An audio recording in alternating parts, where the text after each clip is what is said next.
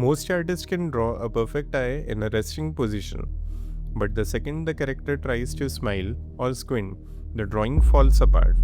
It ends up looking creepy or just plain wrong.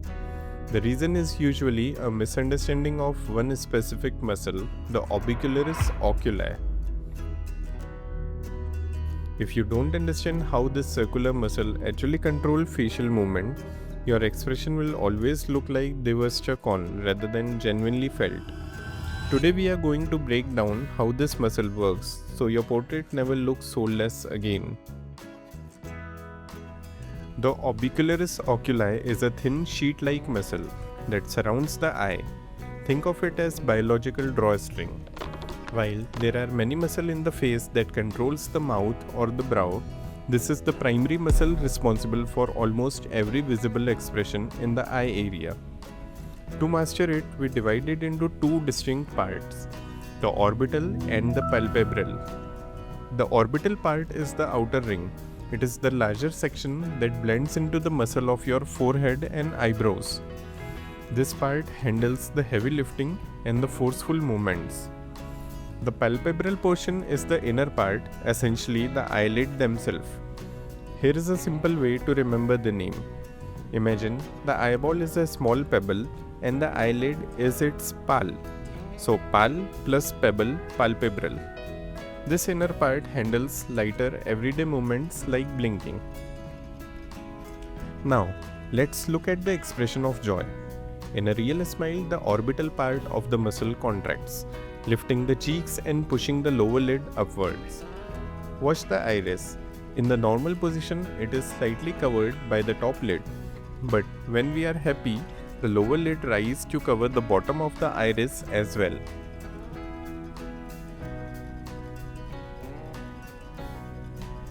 Without this upper push, the smile won't look genuine. This contraction also creates laughter lines, often called crow's feet, at the corner of the eye. They aren't just sign of age, they are physical evidence that muscle is actively creating a real expression.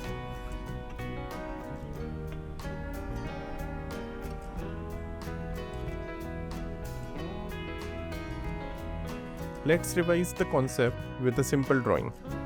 While smiling, the lower lid rises to cover part of the iris and create crow's feet at the corner of the eye.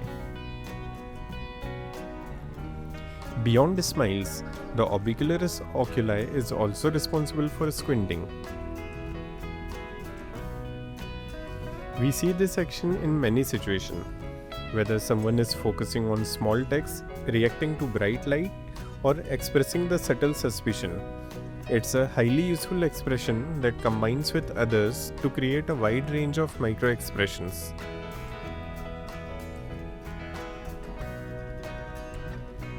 Let's begin, but before drawing the muscle in a squint position, first draw a normal eye on the left for comparison.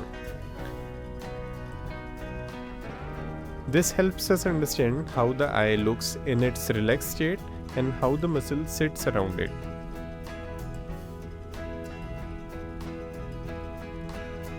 Now, side by side, draw the squint.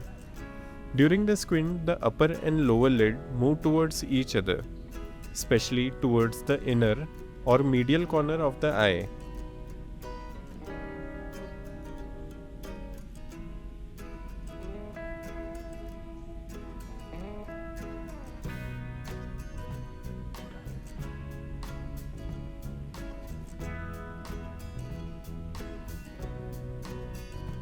To make it cleaner, let's color code the orbital part in green and palpebral part in blue.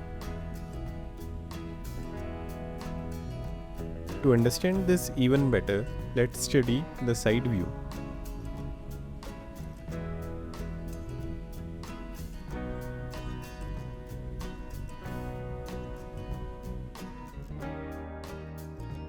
Notice how the position of iris remains the same and the shape of muscles changes.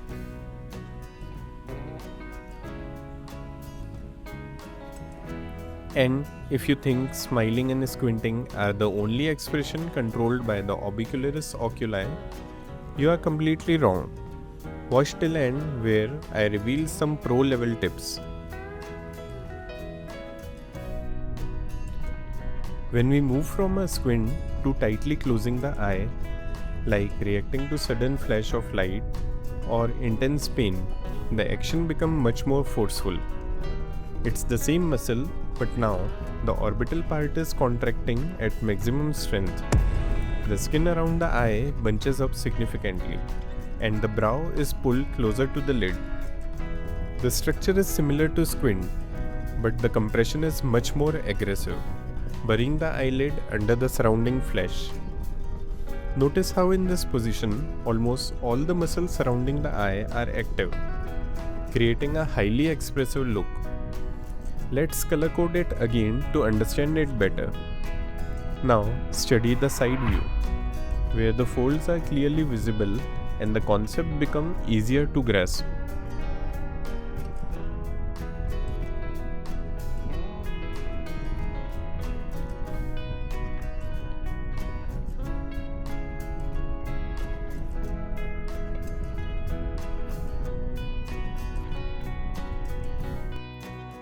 So, if the outer ring handles big expressions and forceful squint, what is the inner palpebral portion doing? This part is responsible for subtle, specialized movements. When you look down or gently close your eyes to sleep, you are not using the heavy outer ring. Instead, you are using the palpebral portion to move the eyelid delicately without disturbing the rest of the face. To understand this better, compare three positions: a normal resting eye, an eye looking downward, a fully closed eye.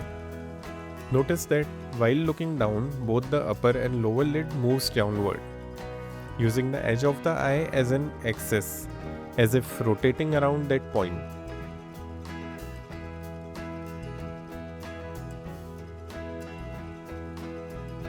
Understanding the Orbicularis Oculi is the first step towards moving away from symbolic drawing and towards true realism. Once you start seeing the eye as a living structure controlled by circular muscle movements, capturing the expressions become much more intuitive. Keep practicing these subtle shifts in the eyelid, and I will see you in the next one.